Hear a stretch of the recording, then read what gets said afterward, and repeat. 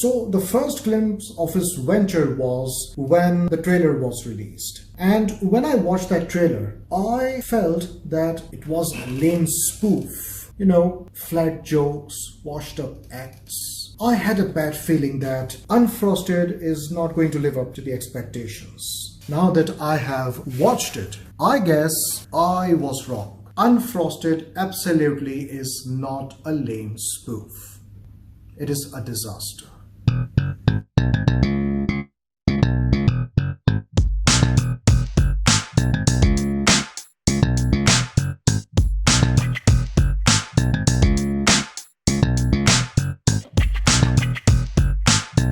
Hey everyone, the Dark Knaik is here. In 1964, two rival food manufacturing companies, Kellogg's and Post, tried to outdo each other to launch a highly awaited breakfast, a never heard before toaster pastry.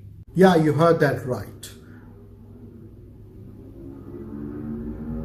Yes, you heard that right. Unfrosted is about the birth of the toaster pastry. The film is about the competition for launching the best breakfast product in the cereal market. Before I jump into my review, I would like to take you in the past and brief you about why Kellogg's and Post are rivals for more than 100 years in this food business. In the early 1900s, the founder of Post, C.W. Post, was accused of stealing several of Kellogg's recipes, and the varieties Post offered were highly successful, just like Kellogg's. As they competed for decades, Kellogg's got their chance to produce better breakfast food than Post, when in February 1964, Post announced an upcoming toaster pastry, Country Squares. But the problem was that Post was not ready to produce and distribute Country Squares for the market shelves. So their announcing it to the world was a massive blunder that allowed Kellogg's to utilize the time, take the fucking advantage, and release the first ever toaster pastries called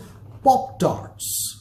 Country Squares miserably failed in front of pop-tarts. So Kellogg's actually rubbed their success on their face. C.W. Post's daughter, Marjorie Post, was the head of the company that time. So Kellogg's taught them history lesson that their pride and legacy was built on stealing what was theirs. This event truly deserved a film or a limited series, and I was very excited to understand that none other than Jerry Seinfeld was making his live action as well as directional debut for this. Fully aware of the quality of humor he has written and made us laugh around the world for decades. I was eager to understand how this funny man will sell his jokes based on this story. So the first glimpse of his venture was when the trailer was released. And when I watched that trailer, I felt that it was a lame spoof.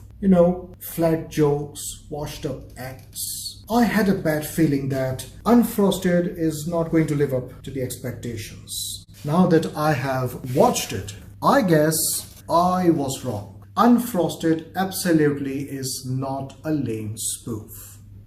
It is a disaster. What went wrong? Execution. That went wrong. The direction, the screenplay were below average.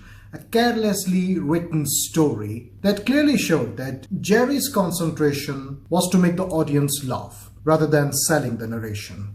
And due to this reason, the comic lines turns out to be awful and boring, making the film a parody of the true event, and keeping it mostly inaccurate was a big mistake.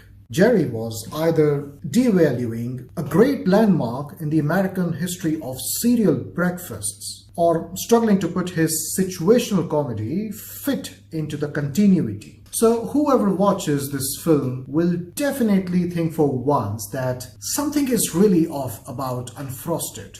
You may say an ensemble casting, but for me, Unfrosted also suffered with wrong choices, starting from Jerry Seinfeld himself. Everyone knows, including Jerry himself, that he cannot act. In Seinfeld, Jerry was the weakest link whose ass was superbly covered by the other three.